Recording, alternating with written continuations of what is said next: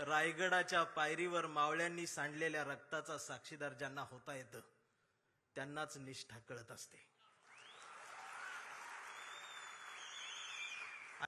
आणि त्यांनाच भिडेवाड्यातल्या वर्गातल्या सावित्रीनं फळ्यावर गिरवलेल्या पहिल्या अक्षरांचा अर्थ ही त्या निष्ठावंतांनाच कळत असतो. मेंढरांना त्याची किंमत नसते. आणि असं बोलल्यावर मला मारते ती. गेलं साहेब निघाले. माझ्यासोबत आमचे राजेंद्र कांबळे भाऊ. तर एक नवा महाराष्ट्र उभा राहील आणि कुणाच धाडस होणार नाही.